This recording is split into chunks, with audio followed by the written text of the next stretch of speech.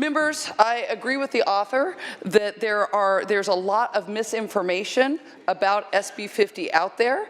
I'm sure many of you are like me and your Twitter feed is blowing up and you want to respond back and say, read the bill. That's not what it says. However, members, one thing is clear. We do have more to do to fix the housing crisis here in California. The status quo is simply not enough. There are other proposals before us in the legislature, but today, SB 50 is the bill before us. Members, I've listened to arguments from the proponents that this is a step in the right direction. I have also listened to the concerns from cities, elected officials, and community residents and leaders, particularly since the author took amendments to the bill earlier this month to offer more local control. Though every community and county is different, the problem is clearly statewide. Localities have had the opportunity to step up and make the necessary changes at the local level to help grow affordable and sustainable housing in their own communities and region. And quite honestly, it just hasn't happened. And I say a lot to my cities and my counties, don't wait for us to do it, fix it at the local level, because you might not like what we come up with. SB 50 gives us an opportunity to take a step in the right direction today. Madam President, I was wondering if I could ask a couple questions of the author. You prepared to take questions? Without objection. Thank you. Tenant protections, that is something that is a big concern to me, and I think it is a concern to others. I think that the tenant protections that we have now under state law allow developers to come in under the Ellis Act and just bulldoze a development and build. Will this bill help that? Is it better? Is it stronger or not? Sure. Through the President. Thank you, Senator, for that question. I touched on this earlier, but I want to reiterate because there were some statements made about renter protections. SB 50 has the strongest renter protections in existence under state law. If a renter has lived on the property at any point in the last 7 years, or if an Ellis Act eviction has happened at any point in the last 15 years, you cannot demolish that building for an SB 50 project. This is stronger than the vast majority of cities have in terms of protections, stronger than the vast majority of cities in California.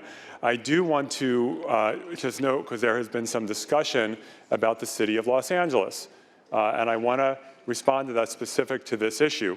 There are other issues as well. These renter protections, these demolition protections in SB 50 are stronger than the protections in place by the city of Los Angeles, stronger. So I don't think it's accurate to suggest that this bill will somehow make it easier to evict tenants or demolish buildings in Los Angeles. This will make it harder. In addition, I will note that we talked about the Transit-Oriented Communities, or TOC program in Los Angeles, where it was upzoned per a voter initiative. It's a minority of the city geographically, but it's an excellent, excellent program. And in fact, it's so excellent and so robust that it's effectively exempted from this bill because it allows actually more upzoning than SB 50 does. And so it's not accurate that this bill will delay anything in TOC in LA. I will note, however, that there are apparently quite a few projects built under TOC in Los Angeles that resulted from Ellis acting a building and then tearing it down to build a bigger building. And that's in the existing TOC.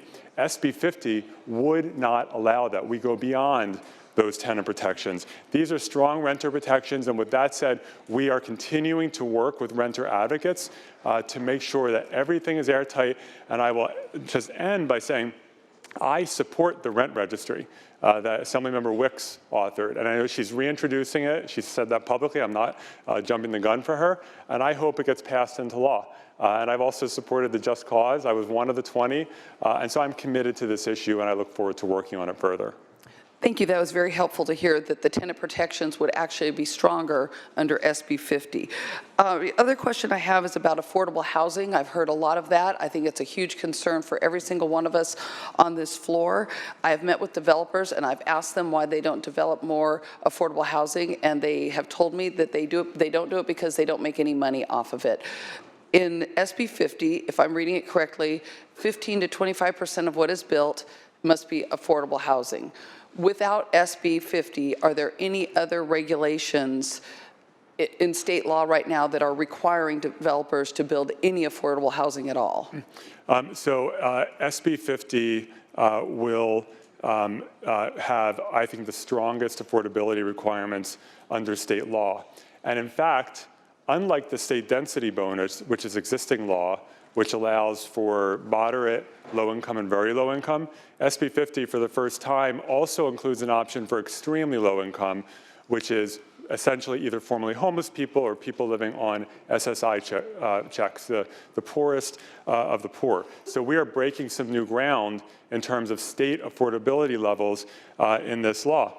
And so any city that has an inclusionary ordinance, if you now have parcels that were zoned, say, single family, which were not subject to any affordability requirements, that are now zoned multi-unit, it will trigger the affordability and lead to more affordable units.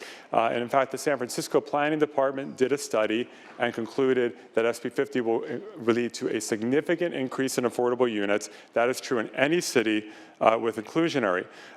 Now, also specific to the city of Los Angeles, because several different comments have been made about the city of Los Angeles, currently, 75% of the city of Los Angeles is zoned in a way where affordable housing is banned. You can't build affordable housing in the 75% of Los Angeles, the city, that is zoned only for single family. The same is true in San Francisco, 70% of the city. So we're in this together, LA and San Francisco. I heard a number about that SB 50 will only result in 2,500 units total, 10 of them affordable. I don't know where that data came from. Respectfully, that is not accurate. It will be a dramatically higher number than that. In addition, in the city of Los Angeles, outside of the TOC area, so in the bulk of Los Angeles, there is no requirement to do any on-site affordable housing outside of the TOC area. There's a linkage fee that you pay, but there's no on-site required. And so for there to be criticism of SB 50 because we mandate on-site affordable for 20 units or more, but for 11 to 20 units, pay a fee, SB 50 goes beyond the city of Los Angeles dramatically in terms of affordability requirements in the large majority of that city. And will increase affordable housing, which is why so many nonprofit affordable housing builders, the nonprofits that their only job is to build affordable housing for low-income people and formerly homeless people, not all of them are supporting this bill, but many of them are. And then finally, we got a request for an amendment from an organization in the San Fernando Valley called Pacoima Beautiful, an environmental justice group, to make sure that a chunk of the affordable units produced under this bill would be prioritized for local residents so that people who live in a community can have access to what's being built there. We made that amendment. 40% of the units, there is a preference for local residents, and I think that's an important part of the bill. So thank you. Thank you very much. That is very helpful. Thank you, Madam President. Members, none of us came here to do the easy work. We all came here to do the hard work, and I would put this in the category of hard work. I stand here before you in support of the bill with all 11 of my cities in opposition. So I will have explaining to do when I go back home. But I think when I sit down and talk to our cities, my cities, there's some things that they don't understand, and I hope that I can help them to understand that. I think it's easy to pick winners and losers, but what's really difficult is to find a bill or find something where everybody's a little happy and everybody's a little unhappy. I think right now this bill is SB 50. If it gets off the floor today, there's certainly more work that will be done. I would implore everyone here today to go up on the bill so that the bill gets out of the House and we can do some more work on it. I appreciate the author. I thank you for everything you've done, and I thank all of my colleagues for all of their comments and concerns, because this is the most pressing issue we know for everyone in the state of California. Thank you, Madam President. I urge an aye vote.